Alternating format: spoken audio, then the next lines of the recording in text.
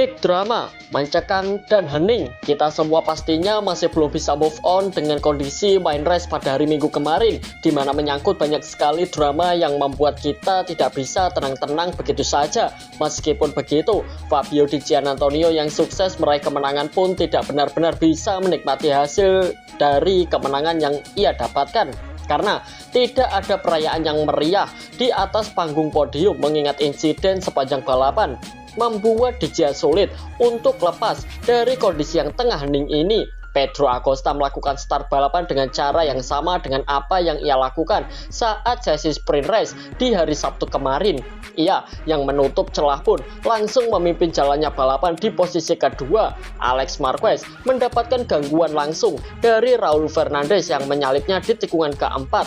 Tak cuma itu, Alex juga masih mendapatkan sedikit sentuhan dari Martin yang membuat dirinya sedikit melebar dan terpaksa menyentuh garis hijau untuk tetap mengamankan posisinya. Di tikungan ke-10, Martin mencoba untuk melakukan manuver agresif ke Zarco, namun Zarco langsung kembali menyalipnya. Dan di tikungan berikutnya, Zarco dengan agresif menyalip Morbidelli untuk mengambil alih posisi keempat.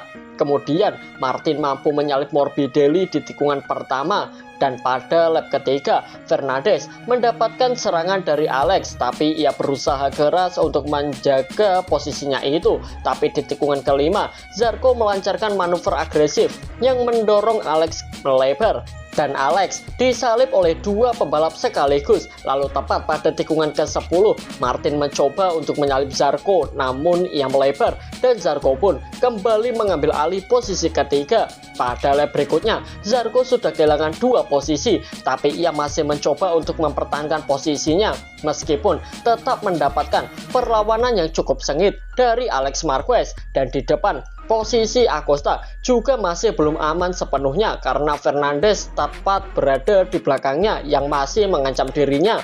Benar saja, Fernandez menyalip Acosta di tikungan pertama. Kamera tak lupa memperlihatkan Bezzecchi yang tampil kurang baik serta kesulitan mengeluarkan kecepatannya.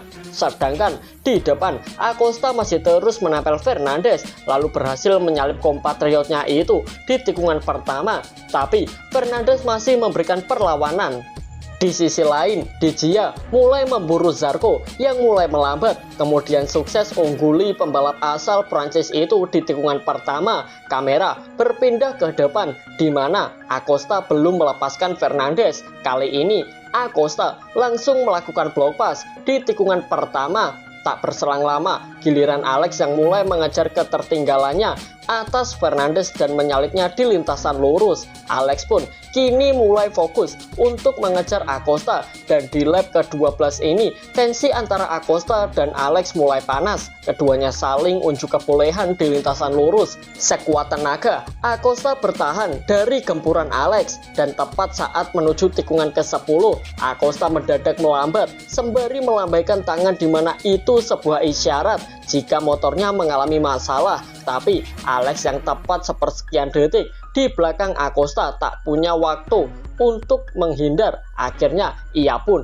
menabrak bagian belakang motor Acosta yang membuatnya kehilangan kendali atas motornya di gravel, yang membuat Alex terjatuh dan terpental dengan sangat keras. Naasnya, ban depan motor milik Alex yang terlempar itu mengenai Di Gia yang menyeretnya ikut terjatuh. Imbas dari kekacauan itu membuat red flag langsung dikibarkan. Semua pembalap pun masuk ke dalam pit sembari menunggu sampai lintasan benar-benar bersih dari serpihan motor Alex yang berserakan di atas lintasan.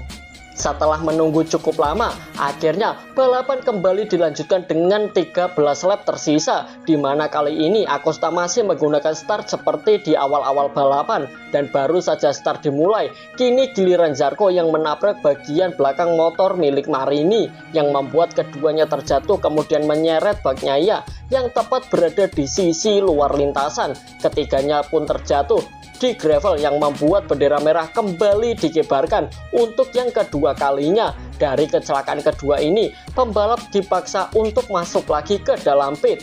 Start balapan ketiga kali ini, banyak pembalap yang mengubah kompon ban ke soft, yang jelas saja ini menjadi keunggulan tersendiri.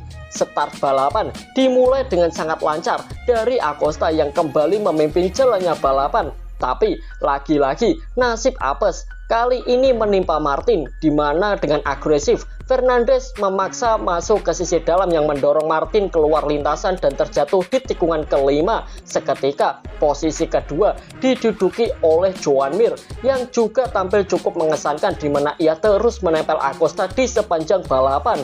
Di tikungan kelima, Ogura sukses menyalip Bezzecchi, lalu Bagnaia yang di awal-awal punya kans besar untuk masuk ke dalam zona podium pun mulai kesulitan, dan ia pun harus rela disalip oleh Aldiger di tikungan keempat. Seiring berjalannya balapan, De Gea mulai menunjukkan kecepatannya yang sebenarnya dengan sukses menyalip Mir di tikungan ke-10.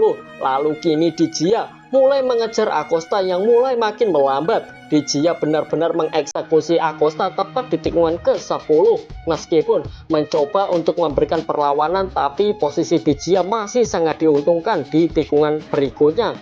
Dari sini De Gea mulai memperlebar jaraknya dengan Acosta.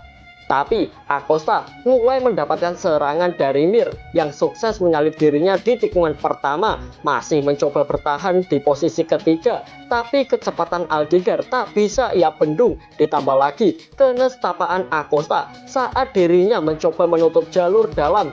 Datang pula mas-mas asal Jepang yang merasa dirinya adalah Rossi. Tepat pada tikungan terakhir, Ogura memaksa masuk yang justru hal itu menyenggol Acosta, di mana itu membuat The Baby Shark langsung terjatuh jelang menyentuh garis finish. Sungguh nyesek memang kenyataan ini bagi Acosta. Pada akhirnya Fabio Di Giannantonio keluar sebagai pemenangnya, di mana ia diikuti oleh Fermin Aldiger di posisi kedua dan Francesco Bagnaia di posisi ketiga.